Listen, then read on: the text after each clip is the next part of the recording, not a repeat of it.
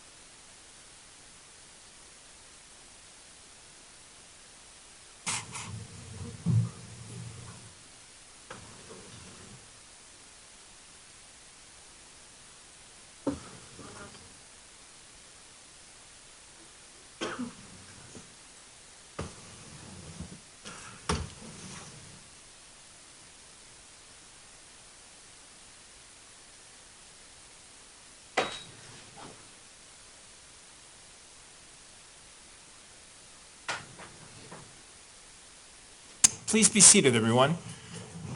The record should reflect that the jury has joined us again. Welcome back, folks. I hope you had a good lunch. Yes. My meeting ran a little late, so that's why we're getting started a little late. At the end of the morning session, Sergeant Gerdeman had finished testifying. The prosecution has asked to recall him, and I have given them permission to do that without objection. So, sir, I remind you that you're still under oath. Mr. Orman, you may proceed. Thank you. Sergeant, do you recall testifying previously that someone had told you that the deadbolt had been activated on that door? Yes, that is correct. Now, after you used your shot, were you able to tell whether, in fact, was that in fact the case? That it was locked? Yes. It was not locked. And how do you know? The actual bolt mechanism was actually in the door itself, and that the door jamb, there was no damage done to it when we fired the shot. So unlocked? Yes, it was unlocked. Thank you. Nothing further, Your Honor. Any cross-examination, Ms. Spengler? No. All right, and there did not appear to be any questions from the jury. So may this witness now really be released from his subpoena? Yes, Your Honor. I'm sorry for doing that. Any objection? No objection. All right, thank you, sir. Thank you. Call your next witness, please. Casey Overton.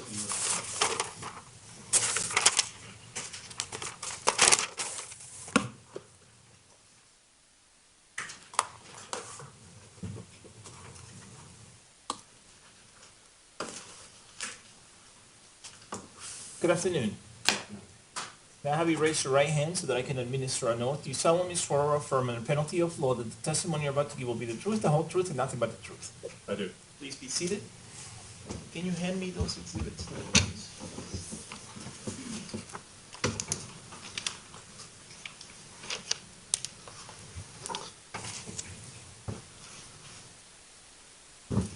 Could you please tell us your full name and spell your first and last names? Casey Overton, CaseyOverton. Mr. Orman, you may proceed. Thank you. Mr. Overton, what do you do for a living? I'm a police officer for the Adams County Sheriff's Office. What is your duty assignment? I'm a bomb technician. Is that your full-time job? Oh, that's just my I'm a detective. I want to ask you about the response to the defendant's apartment at 1690 Paris Street, number 10, on July 20th and then into July 21st, 2012. Were you involved in that? Yes, sir. And we're going to get to some specific things, but in general, could you describe what your role was? I'm a support staff, there as a bomb technician. All right, I want to ask you to talk about 6:23 a.m. on July 20th. Were you there at that scene? Yes, sir. And at that time, did you actually go into the building? Yes, sir. Why were you going into the building? On the robot, it appeared that there was a tripwire that the robot possibly was hung up on. I was sent in to take a look at that, see if I can mitigate that situation. Did you wear anything to protect yourself when you did that? Yes, sir. What was that? It was the SRS-5. It's a search suit for a bomb. How much does that weigh? The search suit's probably about 60 to 70 pounds. Is it like when you see a bomb guy on TV, what they're wearing? Yes. How long did it take you then to get up to the defendant's apartment? About 3 to 4 minutes. While you were there, tell me about this bomb suit. Are you wearing a helmet? Yes, sir. And there's like a face mask? Yes, sir. How far does that come down? I mean, does it like cover your neck and stuff too? Yeah, the jacket comes up, and then the face shield comes down. They kind of meet together. And you can also move the microphone closer to you. Good. So move the microphone so that it's right in front of your mouth, please. Why don't you say that again so she can take that down? The search suit jacket comes up, and the face shield comes down. They kind of meet together. Now, it's not like airtight like a spacesuit, is it? No, sir. So while you were up there, did you go to the defendant's doorway? Yes, sir. Did you smell anything unusual while you're up there? Yes, sir. What was that? Gasoline. How strong would you say that smell was? It was a strong smell. Like I said, I can smell it through. It was going through the suit and into the mask.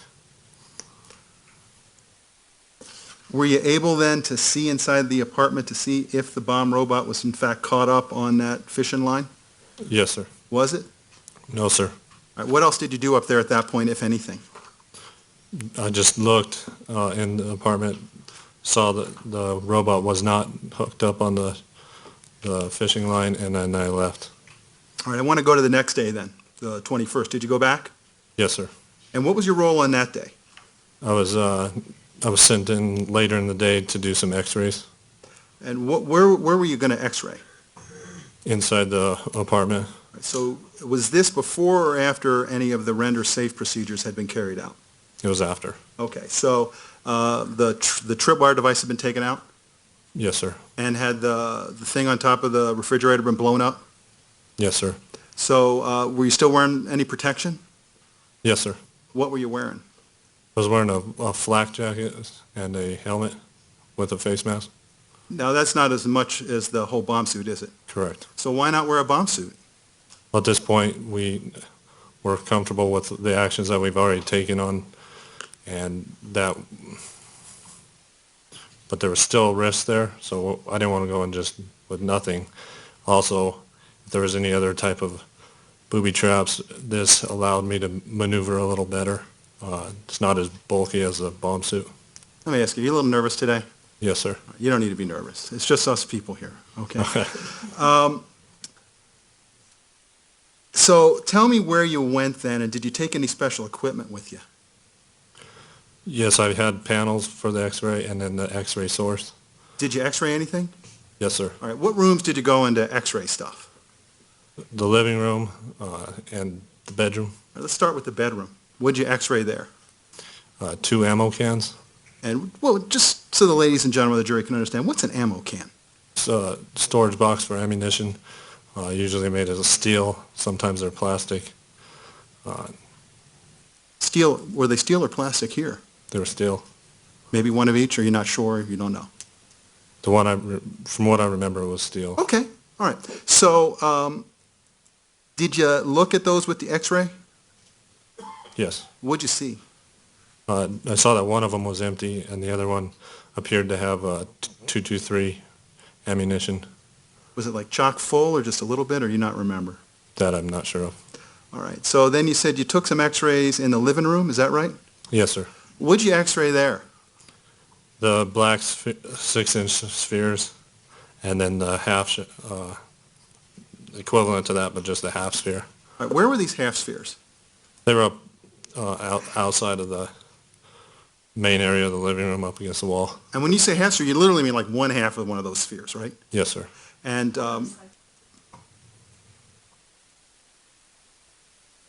were they like face up or face down? Face down. Okay, so did you x-ray any of those half spheres? Yes, sir. What'd you find? Nothing. Okay. Now, how about the spheres that were all put together? Did you x-ray any of those? Yes, sir. How many? 2. What'd you find when you looked at the x-ray? There was a smaller sphere inside, and then inside that smaller sphere appeared to be a powder line. What's a powder line? We referred to it as a powder line. It's you can see that there's a material inside of there, and it's leveled off just like gravity took care of it. But you can tell there's something dense in there. And then inside the larger, so it's a smaller sphere, and you ever see one of those like Russian dolls where the things go inside each other? Know what I'm talking about? Yes, sir. Is it kind of like that? Yes, sir. Okay. So the larger sphere then, with the little sphere inside, you said you saw something inside the little sphere on the x-ray. Do you see anything on the big sphere on the x-ray? Just the smaller sphere. Okay. And if there was like a, I don't know, liquid like gasoline or oil or something like that, would you have seen that in the x-ray? Probably not. It just depends on how dense the liquid is. And if the liquid had, let's say, leaked out by that point, would you see that on the x-ray? No. Can I have a second, Your Honor? Yes. Nothing further. Thank you, Your Honor. Cross-examination, Ms. Spengler? Questions? The jury doesn't seem to have any questions for you, so may this witness be released from his subpoena? Yes, Your Honor. Any objection? No. All right, thank you, sir. For your next witness, please. Paul Capolongo, Your Honor.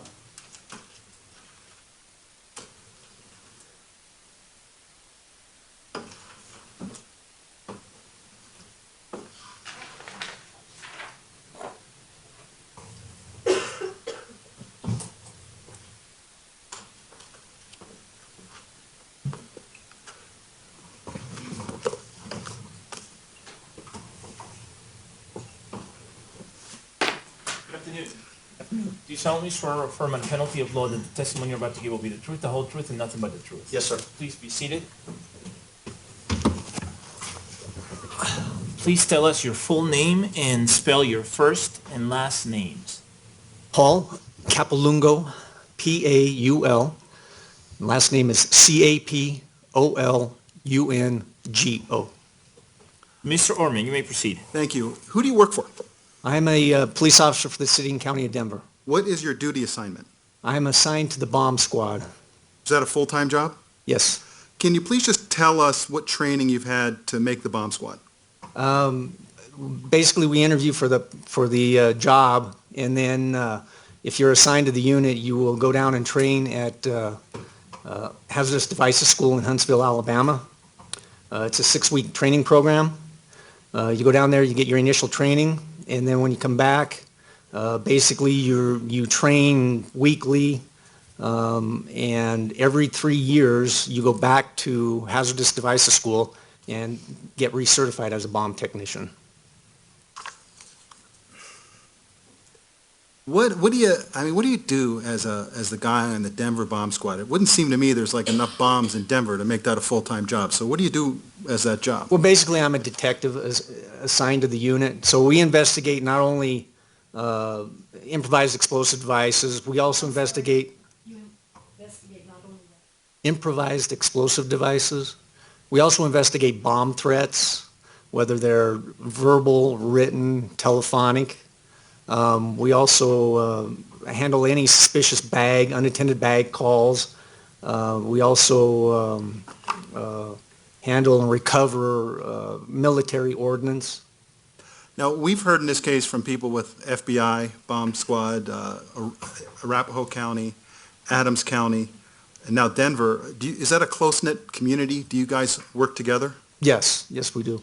And so if there's a bomb incident and Adams County responds, do they sometimes call you to say, hey, will you help us out? Yeah, we have mutual aid agreements. The nice thing about our job is that we're all trained at the same place. So we're trained, all public safety bomb squad members are trained at the same school in Huntsville, Alabama. So we're trained exactly the same way. So I could come in and help Adams County, and we're all going to be on the same page on using equipment and procedures that are going to be used. Did you get a call to assist Adams County Bomb Squad on July 20th, 2012? Yes, I did. And did you go to 1690 Paris Street? Yes. Who else was there when you arrived as far as bomb techs are concerned, or bomb squads? Initially, it was just the Adams County Bomb Squad, and then myself and my boss. That was 5:30 in the morning. Is that, at that point in time, do they already have the robot in the apartment? Yes, And were you able to see what was in the apartment on the robot? correct. So when we got there, we met with some of the bomb squad members, and they were in their truck, and they pointed out that they had made entry into the apartment. And I shouldn't say, but basically the robot was pretty much halfway inside the threshold of the doorway. And basically they showed us, the other bomb squad members showed me from a camera that's on the robot, pan tilt camera, what was going on, what was occurring in the apartment, what they saw and what they had. Initially they showed me the, I'm going to object to hearsay and confrontation at this point. As to what the camera showed? The others were showing this detective. You cannot talk about what others said to you, but you can talk about what you saw on the video. Okay. So with that cautionary instruction, you may proceed. so I saw on the pan tilt camera of the robot, I saw a tripwire, a filament line going across the hallway of the apartment, kind of at an upward, kind of high to a downward low angle. I also saw within the apartment on that camera, as it was being panned and tilted, I saw a bunch of black cylindrical, what we call plastic, they're black plastic shells, and they're actually mortar shells that are used in commercial fireworks. Let me stop you there for a second. At this point in time, was it light out, or was it dark out, or was it like, dawn? What are we talking? Let's see, about 5:30 in the morning, it was just starting to become light. It was still fairly dark when we initially showed up. Now, would it be fair to say that you and the other bomb techs were sort of limited by the placement of that robot and the cameras in your ability to see that entire apartment? Yes, the way the robot was sitting, we could not see the entire apartment. Is it important for you and your fellow bomb techs to be able to see everything in a space where you suspect explosives are concerned? Yes. So did you also notice anything about wires going into the kitchen? Yes. All right, tell us about the wires going into the kitchen and if that concerns you. So from those plastic black mortar shells, there was a fuse, a green fuse coming off of that shell. And then attached to that fuse was a yellow electrical line, later to be identified as an electric match. So then those black electrical lines, because there were so many of them in laying on the ground inside the living room, all these lines were a hodgepodge, a big jumble of wiring. But what had happened was all that wiring kind of went back to a big bunch of it, and it went up the wall, and the wall basically is a separation wall, because it wasn't a full, complete wall. It was kind of a half wall, because on one side of the apartment was a small dinette kitchen, or small dining room area, and then kind of a half wall, and that all those wires went around the wall into what at the time I assumed would have been a kitchen. And could you see from where the camera on the bomb robot was located, could you see into the kitchen? No. Now, did you and another bomb tech then make efforts to see what was in the kitchen? Yes. And was that combined with an effort to see what was in the other rooms? Yes. Was there, in addition to wanting to see what was in the other rooms, was there an additional purpose for you going up there? I'm talking about fumes at this point. At the time, prior to breaking the windows, Yeah. because I was looking through everything out through a camera on the robot, I was way outside of the apartment. I smelled no fumes. Okay, so I want to put you then, you talked about breaking the windows. Were you all able to see, like, in the windows without breaking them? No. So what had happened is I went around the building to look, to get a visual on the outside of the building of how many windows there are to his apartment and things like that. And when I looked up from the ground, all the blinds were completely shut. So basically the blinds were going to hinder us from actually physically seeing inside the apartment. Did you try to, like, get a camera on a pole or anything like that to see what was up there? No, it was too tall. From the ground, you couldn't do that. How'd you get up there? So we didn't borrow. We used a bucket truck from the Aurora Fire Department. Who's we? Initially it was just me. Okay. When I say we, I mean the bomb squad. This was the plan that was occurring. So you're up in that cherry picker thingy? Yes. And how do you end up looking inside the apartment using the cherry picker? So I went up in the bucket. I actually was up there. My first initial time that I went up there, I was actually up there with an Aurora police officer. I was with another member of the Aurora Police Department. The concern being that because of what we couldn't see, we did not know, number one, Of this. Overruled under 401 and 402. we did not know, number one, if there were any other people inside the apartment initially. We did not know how many more explosive devices were in this apartment because we could only see into the living room.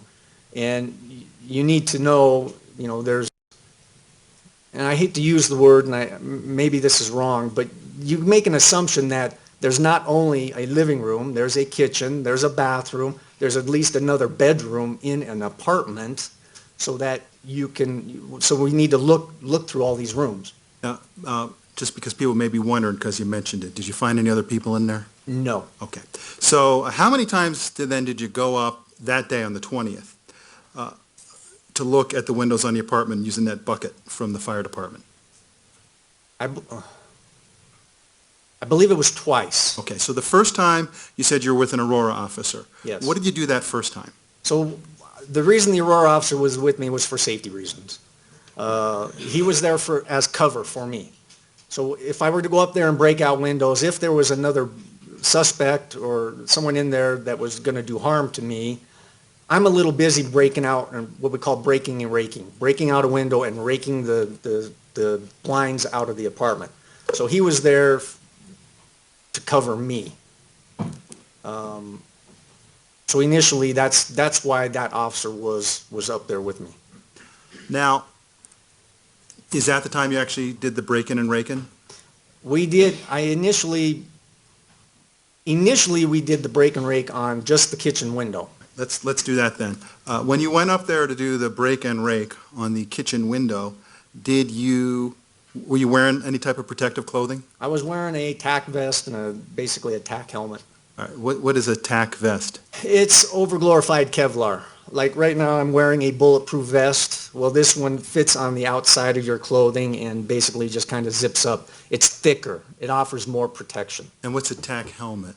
It's basically a Kevlar helmet. It's Like made of Kevlar, and it's to protect me in case something were to go bad. We're there on basically explosive devices. If something were to go off, it may or may not save my life.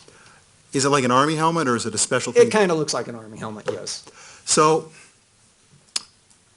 what are you using as a tool then to break the windows and, as you say, rake out the blinds? So it's a pole that's probably about 4 foot long, and basically it's kind of got a sharp point at one end, and then down where that point is, about midway down, there's also a hook on it. So the point is to break the window, and then the hook is you sweep around the frame of the window to break out all the glass and to grab the blinds and pull them out of the window. Did you do that in the kitchen? Yes. What did you see? So the reason we broke the kitchen window initially is, if you go back to my testimony, from what we saw, what I had seen on the robot platform, those bunches of yellow wires had to go somewhere.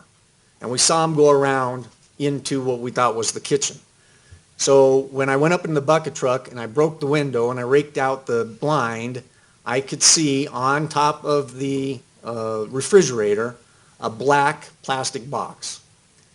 This box was, I don't know, maybe about a foot by a foot wide, length and width. And on the top of the box were a bunch, that's where all the wires were going into that black box. Your Honor, may I approach the witness with what I've marked for identification as 4863, 4864, and 4865? Yes.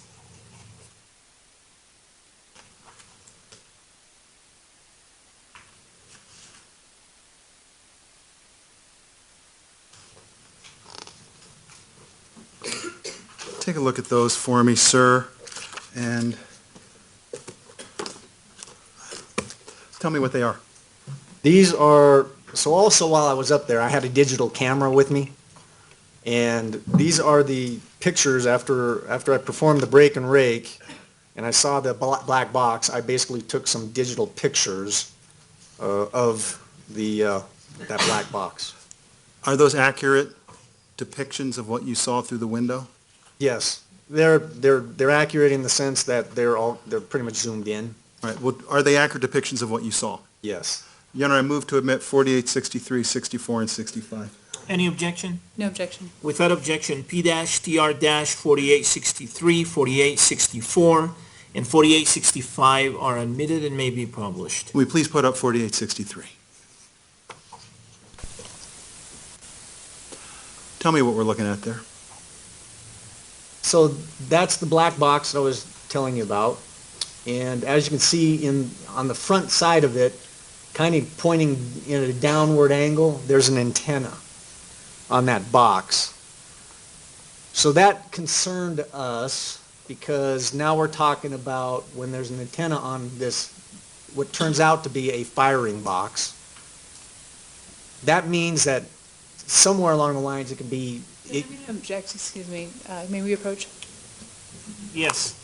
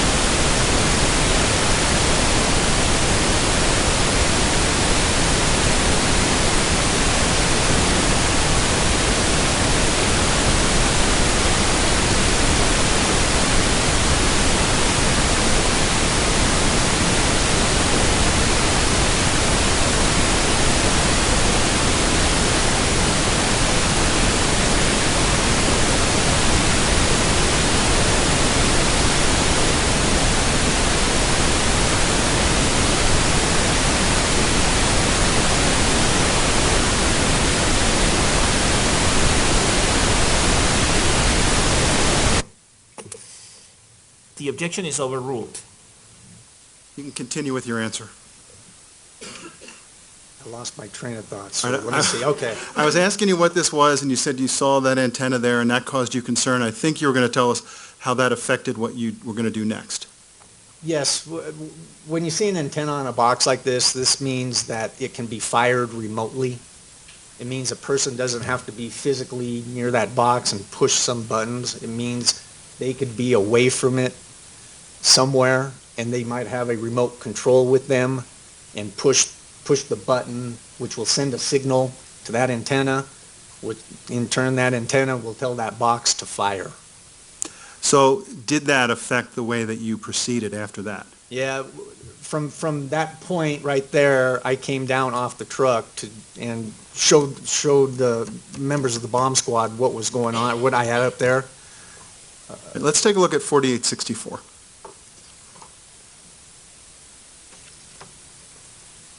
What are we looking at there? Those are the wires. They're basically coming around the corner of the wall, up the front of the refrigerator, and going into that black box. And if we could look at 4865. What are we looking at there? I was attempting to get a picture of those, and it's hard to see, but those wires are actually connected into that black box.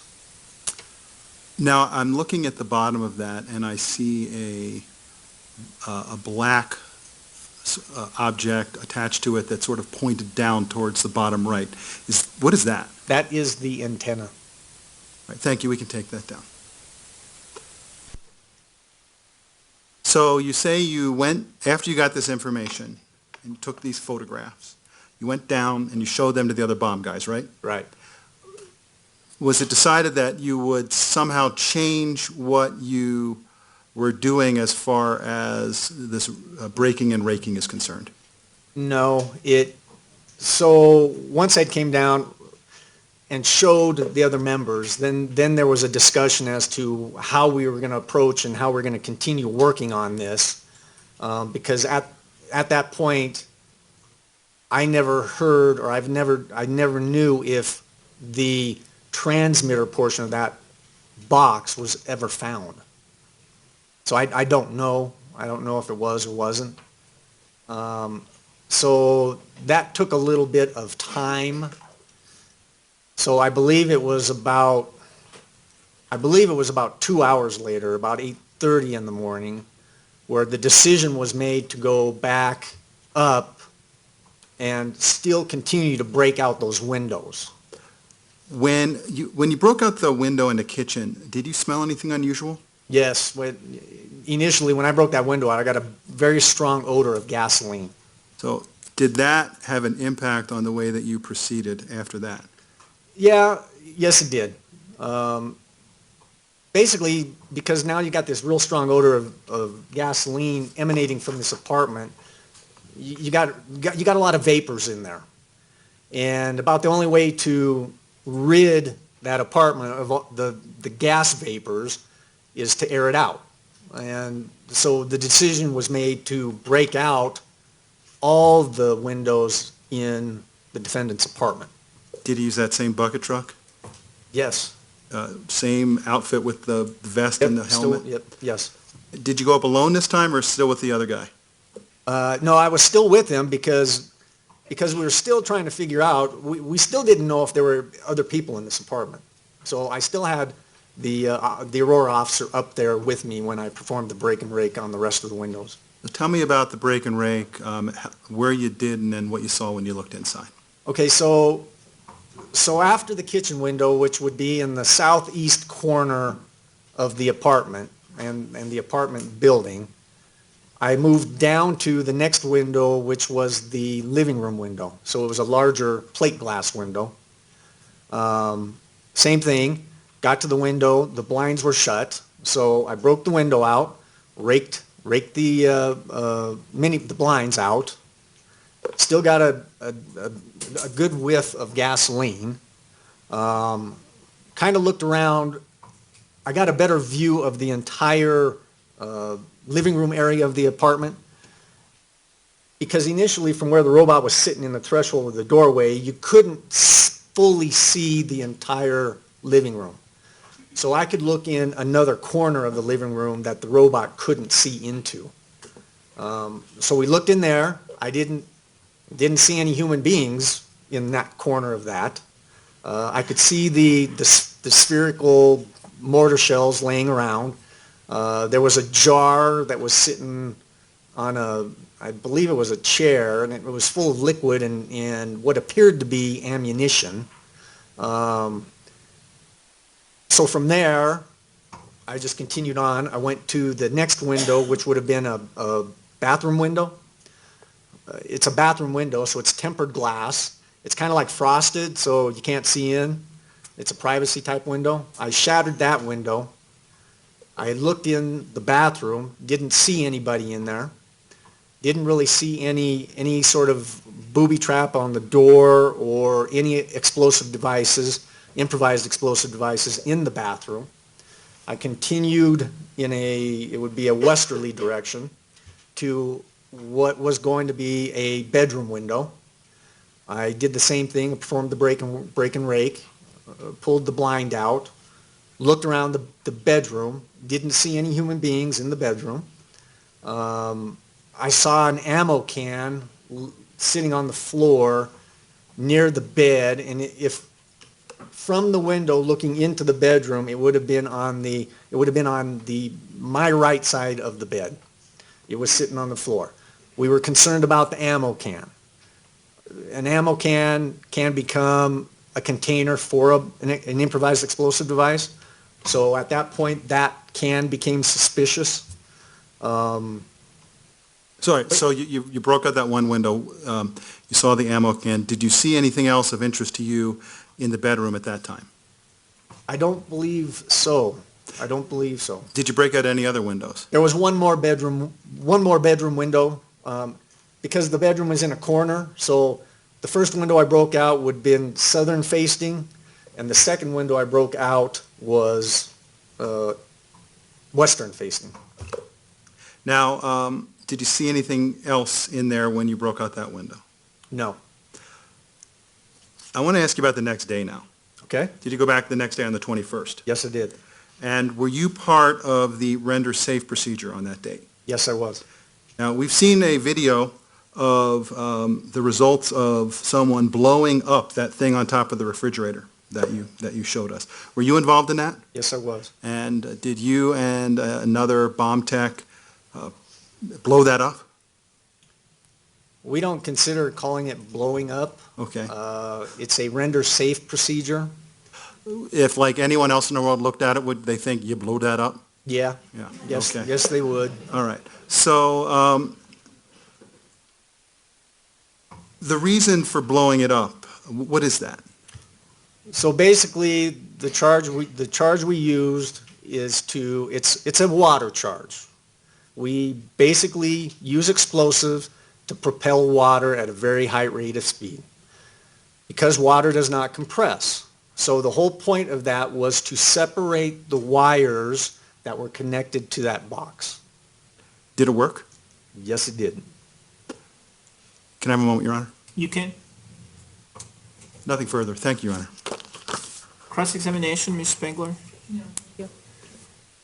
The jury may have some questions for you, so give us just a moment, please. Okay.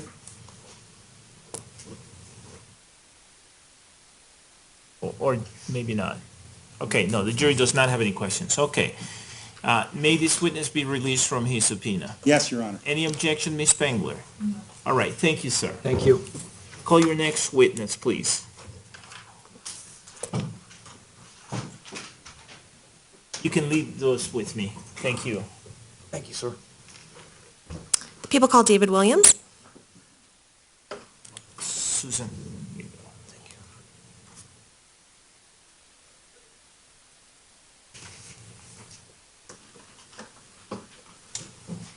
Good afternoon. Good afternoon. Could I have you raise your right hand so that I can administer a note? Do you solemnly swear or affirm under penalty of law that the testimony you're about to give will be the truth, the whole truth, and nothing but the truth? Yes, Your Honor. Please be seated.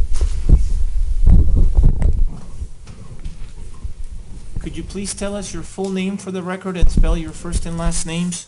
David Lee Williams, DavidWilliams. And how do you spell your middle name? Lee. Ms. Tish McGuire, you may proceed. Thank you, Your Honor. Good afternoon. Good afternoon. Were you at the Century 16 movie theater on July 19th, 2012 in Aurora, Colorado? Yes, I was. Did that go into the early morning of July 20th, 2012? Yes, it did. What do you remember about the day of July 19th prior to going to the movie theater that day? Prior to going, I remember my coworker / boss waking me up saying that he wanted to go to the movies, and I said no, I really didn't feel that idea was too cool, but he had ordered my tickets online. Why didn't you think that going to the movies was too cool? Well, I moved up here from Detroit, and back home going to theaters, usually there's To relevance at this point. Sustained. All right, so who is this coworker boss that you were talking about that invited you to the movies? Chris Rivas. How long had you known him? Chris Rivas. All right, Ms. Tish McGuire, can you speak up? And sir, can you also speak up? Yes, Your Honor. Thank you. How long had you known Mr. Rivas? For about 2 years And where did you work? at Kaiser Permanente. All right. So did you and Mr. Rivas end up going to the movie theater that night? Yes, we did. How'd you get to the movie theater that night?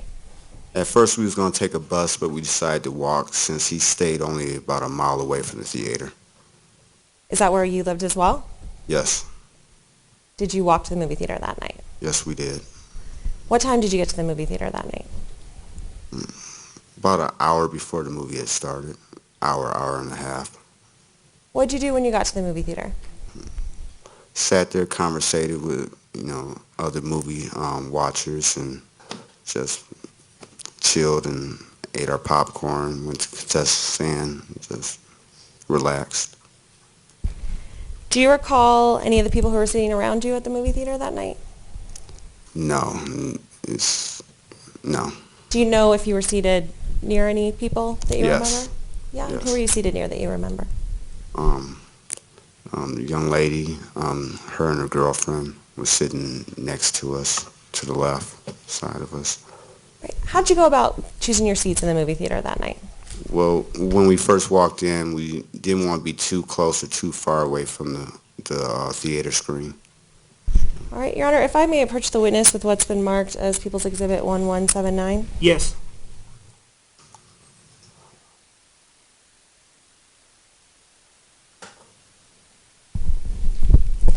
Mr. Williams, do you recognize this diagram? Yes, I do. What is that a diagram of? Where me and Chris is seated ourselves in the theater. All right, and did you make the notations on that diagram? Yes, I did. Do you believe that it fairly and accurately represents what you remember about the movie theater on July 20th of 2012? Yes, very much. Your Honor, at this time I would move for the admission of People's Exhibit 1179. Any objection? Objection. Without objection, P-TR-1179 is admitted and may be published. May I please have 1179? All right, and I'm going to ask you, Mr. Williams, if you could grab that stick that's right behind you, that wooden stick, and there's a microphone to your left. If you could turn on that microphone. All right, and I'm going to ask you to stand up if you could, please. All right, and could you use that pointer to show the jury where you were seated at the movie theater that night? I was seated right here. All right, okay. Thank you very much. You can take your seat.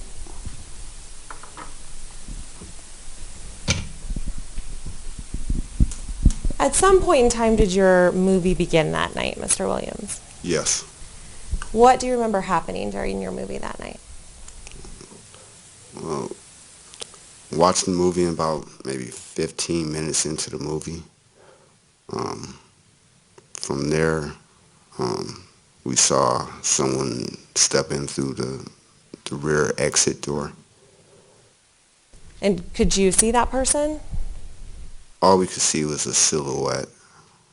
Do you remember anything about that silhouette in particular at all? Well, if, Silhouette at all? that the first thought in my mind that it was just part of the movie, that, you know, it was someone dressed up as one of the main villains in the Batman movie. So What do you recall after that door opening? there was a lot of clapping, and then And I'm going to ask you, what are you talking about clapping? like a lot of people that was there watching the movie, you know, begin. Back to 403. Overruled? You can answer the question. A lot of people that was there watching the movie began clapping their hands, you know, excited. That I would think also would have thought it was part of the movie, that they went all out for the premiere. So what happened next that you remember? After that, I remember a canister had arisen towards the ceiling and arched towards me and Chris and landed behind us. It was like green smoke. What do you remember after that canister landed behind you? I remember like thinking to myself like it landed kind of close to us, and I began to smell like a gas that wasn't what I thought it was. I thought it was, you know, a prop, you know, like just for effects. But I was in the service, and when I started to gag, I realized like, nah, this is something else. And what did you think it was? I thought it was CS gas. What is CS gas? It's a gas they use to deorientate you. So what do you recall after that happened? After that happened, I recall a second canister arching to the right side of the theater, and then a loud gunshot into the ceiling. What do you recall after that gunshot? After that, I recall my left hand. Well, after that, I recall my left hand also fires from another sort of gun coming towards the crowd. So had you stood up or were you in your seats? How were your hands positioned when that happened? At that time, my hand positions were in the air because it was seconds after I had noticed that it was CS gas or some type of gas to deorientate us. And I turned around, I threw my hands in the air. I had my phone in my left hand, and I realized I couldn't feel my left hand. And it just was throbbing. It felt like it was on fire, or it was just. So, and What do you remember after your hand feeling like it was on fire? Could you still hear gunshots around you? at that time, I was hearing gunshots and screams. I was no longer hearing claps and cheers. What do you recall happening next after your hand got hit? Darting to my left and just trying to flee. So what were you thinking at that time? I was thinking, I gotta get out of here, because all I was seeing was blazes from everywhere and screams and hollers. Were you able to get out of the theater? Yes. Your Honor, at this time, with the court's permission, I would like to ask Mr. Williams to approach this model and show the jury where he was. Yes. Okay, thank you.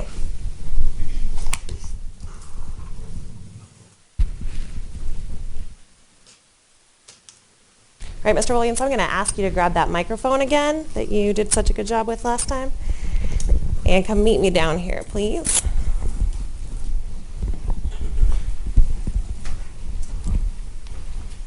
All right, and if you could stand right over there for me. And if you could please first describe for the jury where you were seated that night. I was seated right here. All right, and where was Mr. Rivas seated? He was sitting right here to my right. All right, and where were those two girls seated that you were talking about? To my left.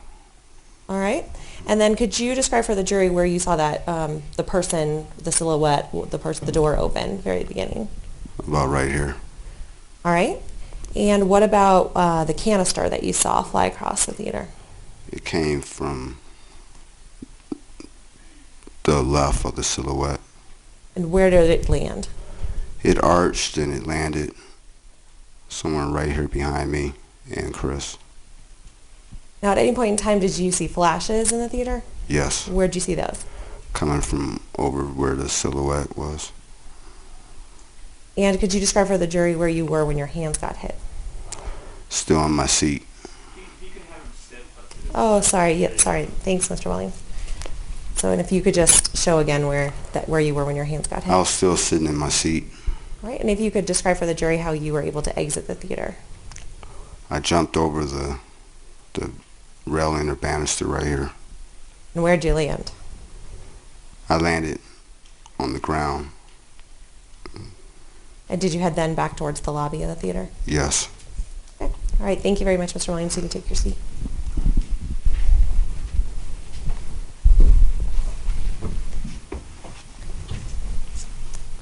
You could just turn that microphone off for me. Thanks.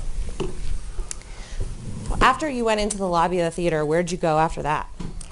I was headed towards the main lobby doors, exiting the theater, but as I was running out the theater, I just thought that maybe there was someone outside waiting, because the only thing that was going through my mind was like, this can't be happening by just one person by themselves. So plus being in the service, I'm thinking like, well, ain't nobody supposed to make it up out of here. So I'm thinking like maybe there was someone outside waiting for anybody that was lucky to make it out. And I directed myself to the right. There was a little arcade room, and I jumped like by the side of two arcade games for a couple seconds.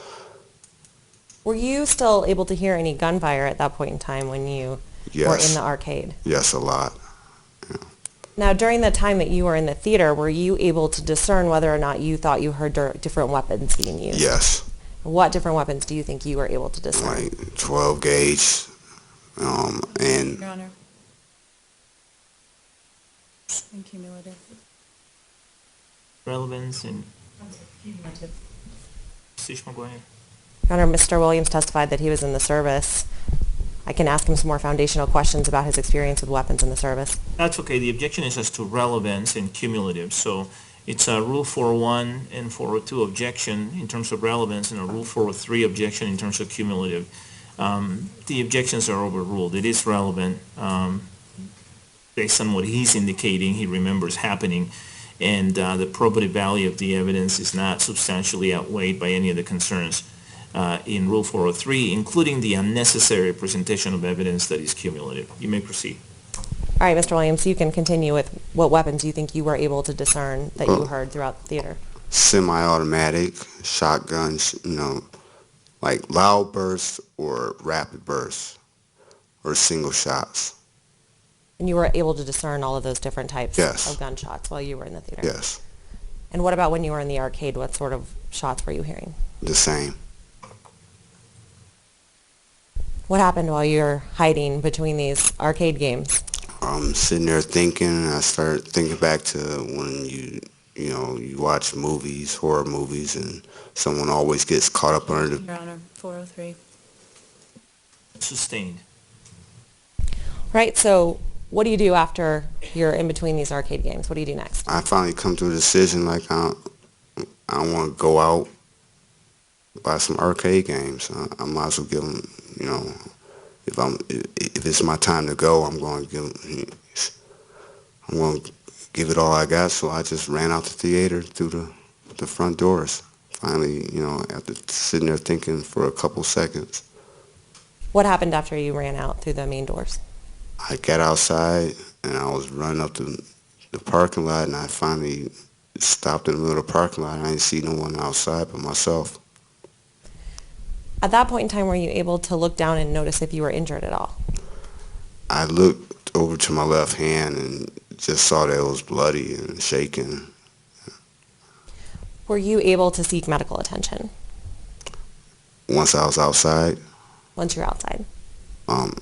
after the ambulances came, And were you able to take an ambulance ride to get some medical help? yes. Okay. What do you recall about that ambulance ride? As we was, Do you remember if there was anyone else in the ambulance with you? yes, Right. Who else was in the ambulance with you? the young lady that was sitting to the left of me in the theater, and there was a black male that got shot in the back. Could you tell the injuries for the girl that was sitting next to you in the theater? Objection, 403. Overruled? Yes, injury was to her neck.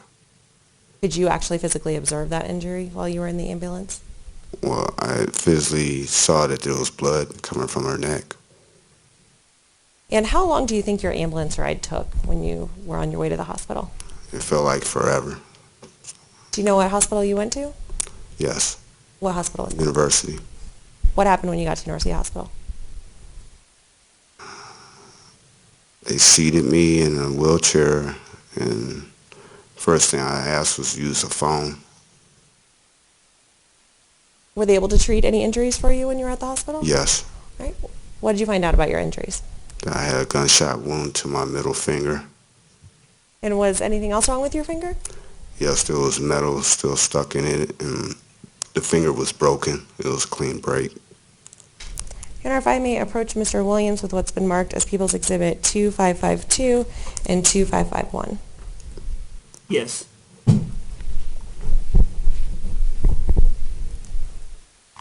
I'm going to first direct your attention to People's Exhibit 2552. Do you recognize the person in that photograph?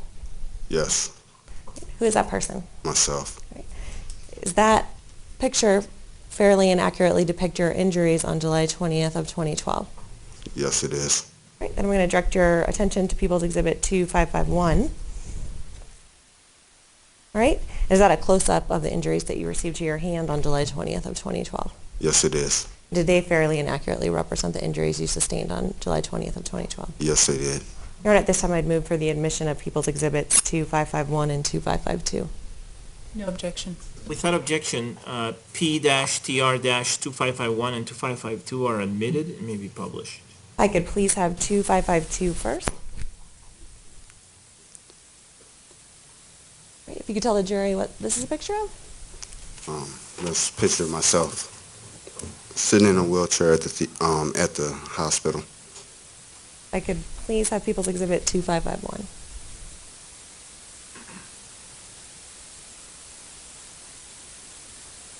And what is that a picture of?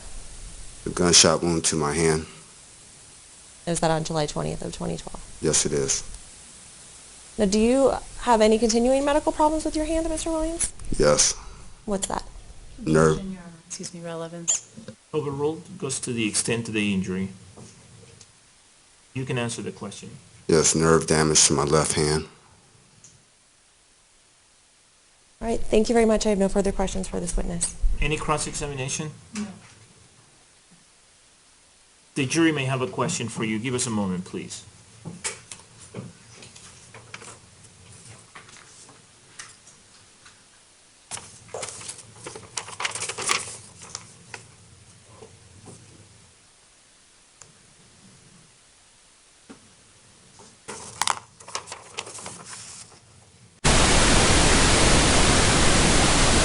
Counsel, please approach.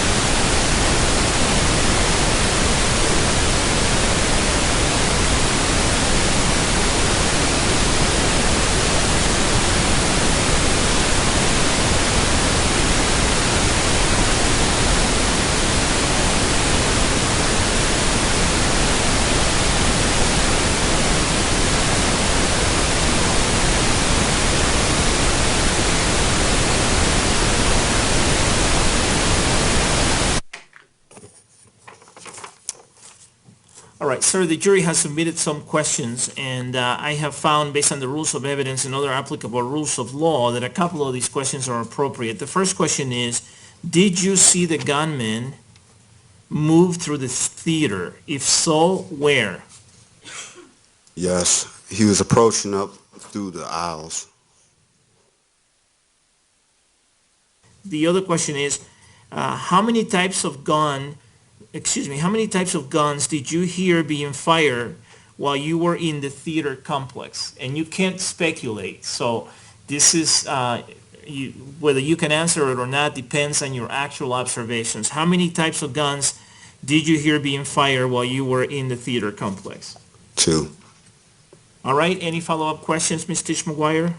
Yes, Your Honor, with the court's permission, I'd asked Mr. Williams to approach the diagram again and demonstrate for the jury where he saw the shooter approaching up the aisles. Yes. Thank you, Your Honor. Please bring the microphone with you.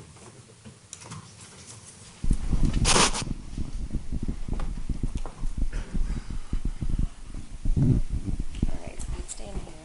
If you could show the jury the first time that you saw the silhouette of the shooter, where was the shooter? Stand to the side, please, if you would.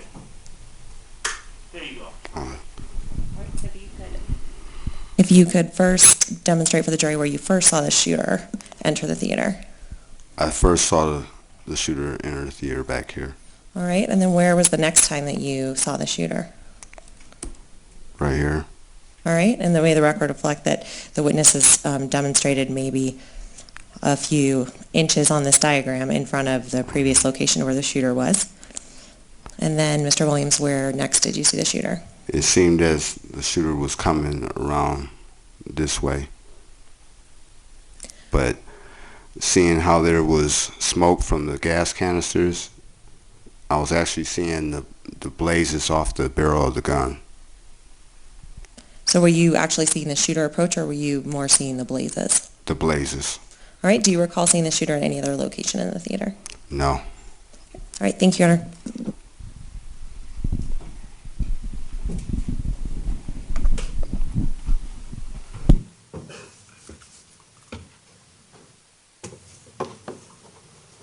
No further question. Ms. Spengler, do you have any follow-up questions? No, May this witness be released from his subpoena. Please, thank you, Your Honor. Any objection? no objection. Thank you, sir. Call your next witness, please. Shane Heater, Your Honor.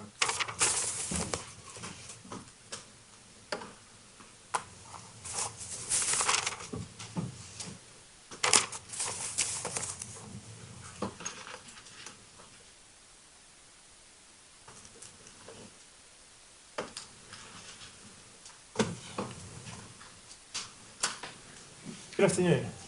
Could I have you raise your right hand for me so that I can administer a note? Do you solemnly swear or affirm at the penalty of law that the testimony you're about to give will be the truth, the whole truth, and nothing but the truth? Please be seated. Please tell us your full name and spell your first and last names. My full name is Shane Heater. First name is S-H-A-N-E. Last name is H-E-I-T-E-R. Mr. Orman, Thank you. Who do you work for, sir? The Adams County Sheriff's Office. What's your job? I'm- Apparently they can't hear you. Pull it closer. I'm currently assigned to the Adams County Sheriff's I Office. think you got to even go closer. I'm currently assigned with the Adams County Sheriff's Office as a sergeant of the Detective Division, as well as a sergeant on the bomb squad. What was your job back on July 20, 2012? I was the sergeant of the crime laboratory and bomb squad. You were at the crime laboratory, too. Yes. How long were you at the crime lab? I was a detective for 6 years and then a sergeant for 4. I want to go to July 20, 2012. Were you asked to respond to the apartment building located at 1690 Paris Street in Aurora, Colorado? I was. Now, does your bomb squad have a robot, and did you look through the robot's camera to see what was in the apartment? I did.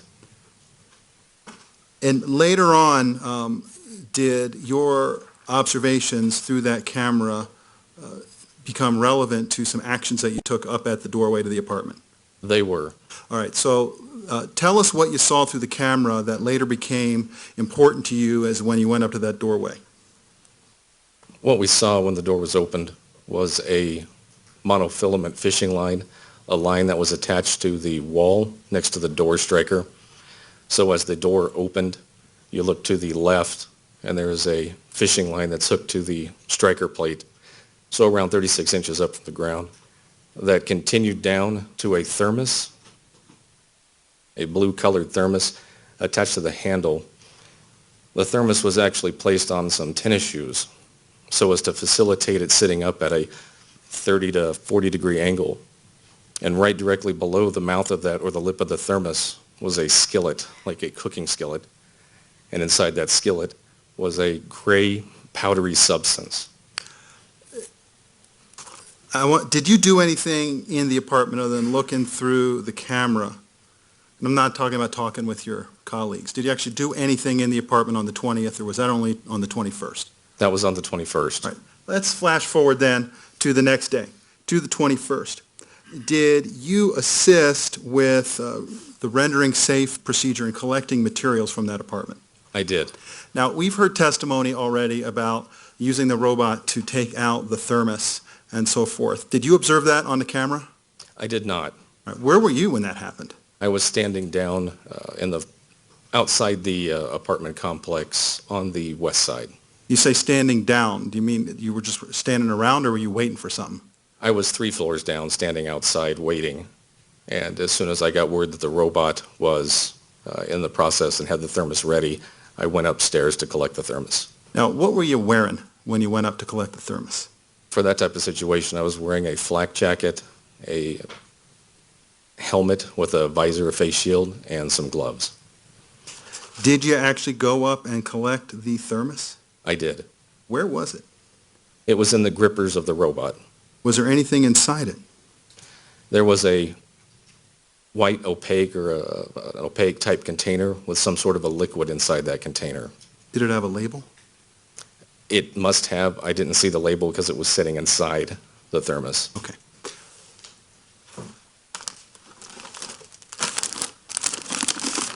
Your Honor, if I may, I want to approach the witness with what I've marked for identification purposes as People's Exhibits 899 and 898.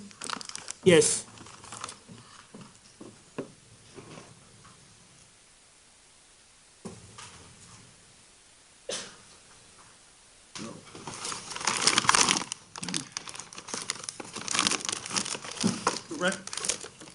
I got to wait till I get back to the microphone, so let me start that over again. Do you recognize those items? I do. What's 898?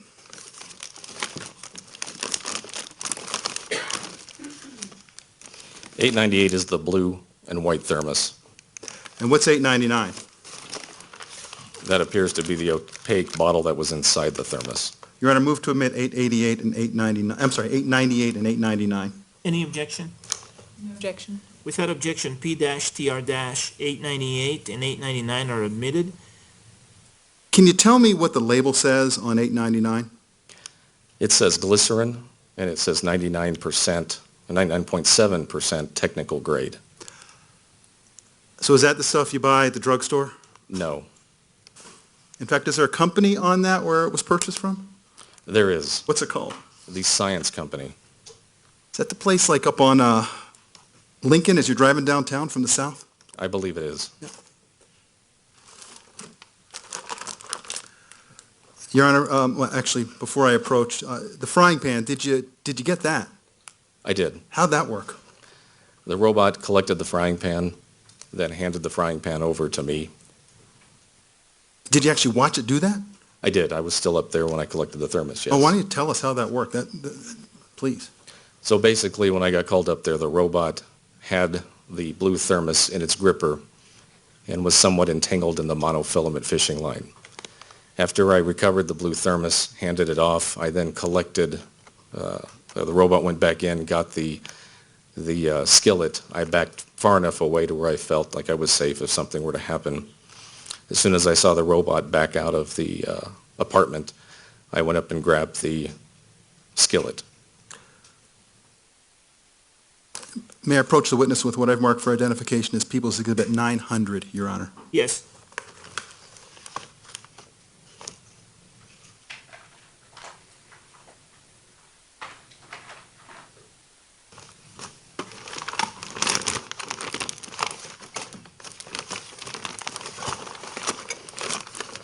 I've handed you what's been marked for identification as People's Exhibit 900. Do you recognize that? I do. What is that? This appears to be the skillet that contained the gray powder. I know you police are trained to say appears to be. Is it in fact the skillet? Yes. Okay. I move to admit 900. Any objection? Without objection, P-TR-900 is admitted. Your Honor, request to publish those three the old-fashioned way. All right, Ms. Gerlings and Ms. Zago, would you please do that? Thank you. You want to provide some gloves again in case anybody wants to wear them, please? I don't know that that's necessary. I think they're all, well, maybe one of them might be peeking out a little bit. That's a good idea, Your Honor. All right, hold on, Ms. Zago.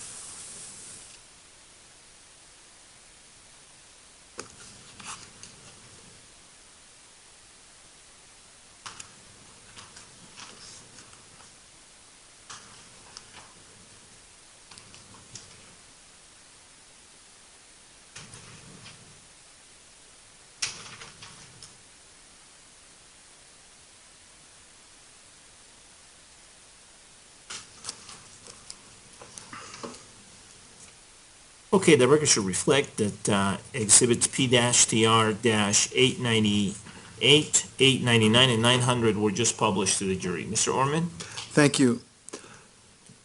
Sergeant, in addition to collecting the physical evidence that the jury just had an opportunity to handle, did you take any photographs of the apartment?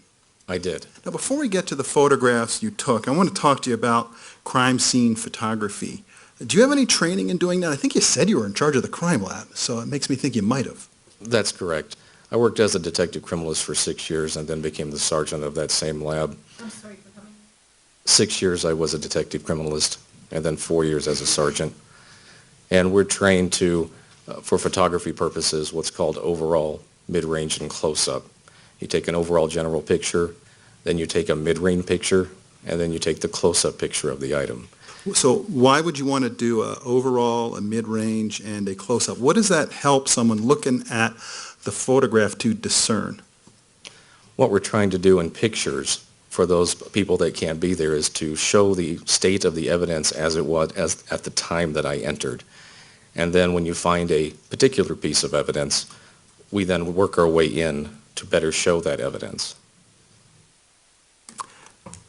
Is there also something that you do, in other words, so the person can sort of see it in context and then see it close-up? That is correct. And is there something else that you do? So, I mean, you would think maybe you go into a crime scene, you want to be able to take a picture of every nook and cranny there, right? Is there anything you do to do that so that people looking at the pictures can see everything in a place that you're looking at? To the best of our ability, when we approach a crime scene, we start at the threshold, and then we take a panoramic view. So we take shots, rotate a little bit so that our previous shot and our next shot overlap, and then continue pivoting. We go to the corners of each room, if possible, and do that same thing. We go to the opposite corner and shoot those same pictures. So we end up shooting hundreds of pictures on a scene, but that way you can see every angle. So questions that weren't asked at the time could be answered later. Now, you say you take hundreds of pictures, but does each one of them show something different? They do, How is that possible? due to the different angles, the different lighting conditions. In your experience as a former person in charge of the crime lab, I mean, were you in charge of it, or am I just giving you a false title? I was the sergeant in charge of the crime lab, Okay. yes. Is that important for being able to see and get an idea of everything that was in a room? That's correct. And did you train your people to do that too? Overruled? My people, as in the bomb squad people or the crime lab people? Good question. The crime lab people. That's correct. Now, is there anybody else on the bomb squad that had the kind of forensic experience that you had in taking pictures? Commander Kelly, or Chief Kelly now, he was my sergeant back in the day years before, so he had that training as well. Well, they're not going to send a commander down there to do this, are they? No, Okay. So, were you tasked with taking some pictures? I was. How many sets of pictures did you take? As in the number of pictures? Well, we're going to get to that, I'm sure. No, how many different groups of pictures did you take? A first grouping I shot as I was up there with the robot, collecting the evidence from the robot, the thermos, the skillet.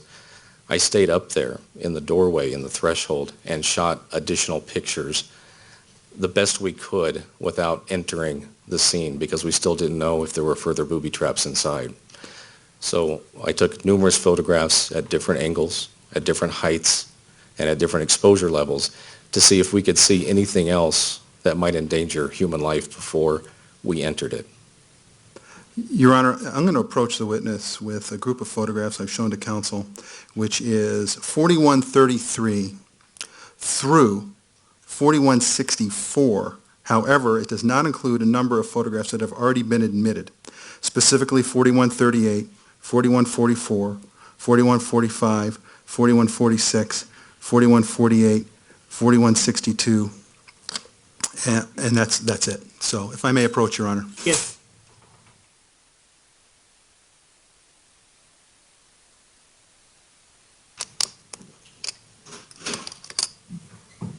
familiar with those photographs? I am. In fact, did I show them to you earlier today? You did. Why don't you take another quick look through them?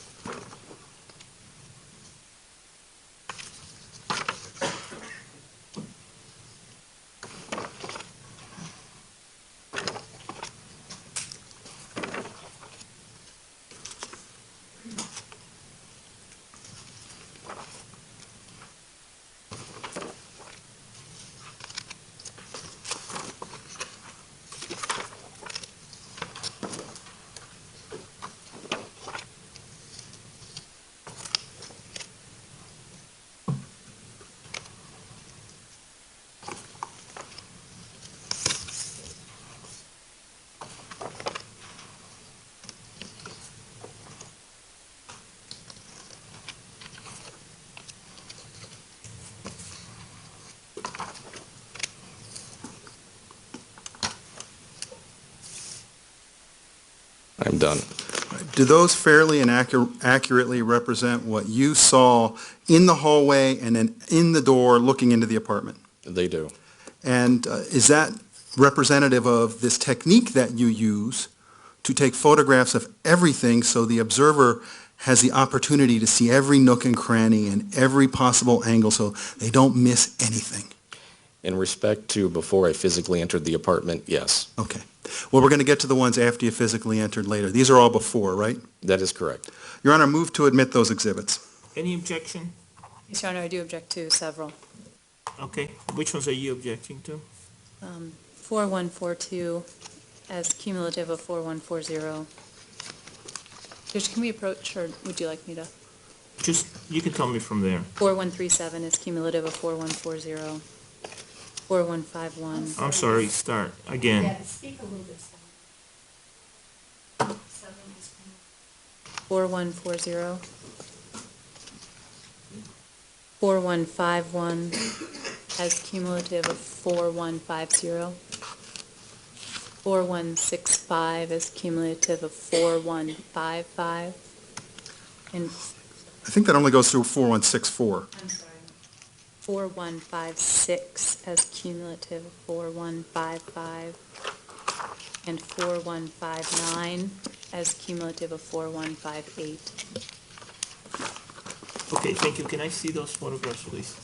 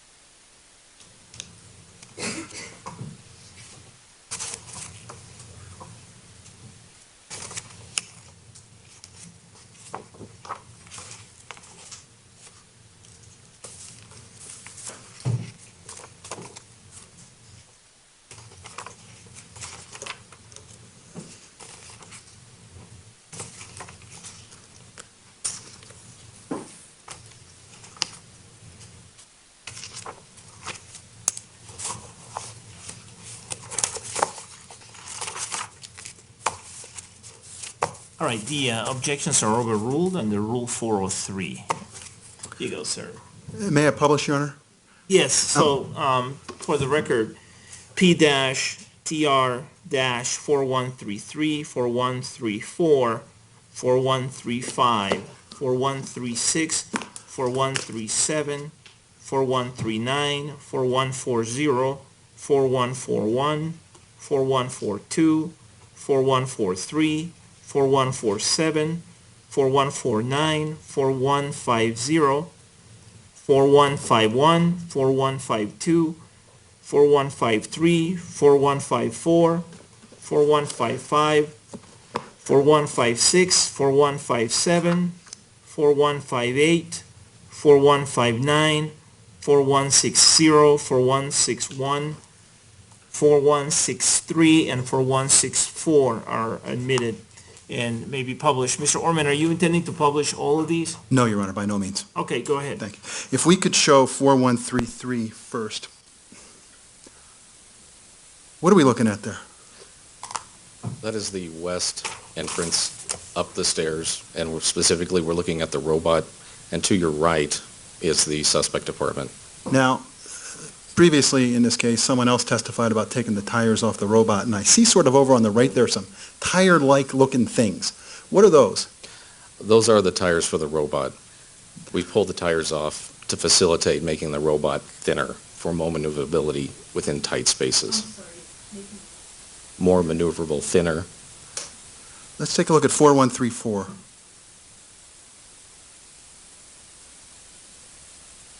What's that? That is the robot arm along with the doorway or threshold leading into that apartment. And then 4135.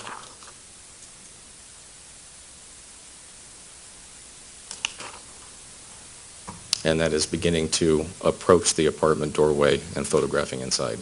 And then 4153.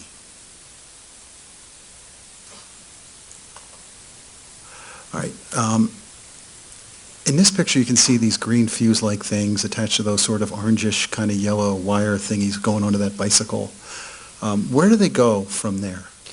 If you follow the green to orange and you follow the orange wires on up, you'll see that they go back beyond that wall and they end up going onto the top of a refrigerator. Now, these pictures with the half shells on top of those jars and all this stuff, was this taken before or after the thing on top of the refrigerator was blown up? This was taken before.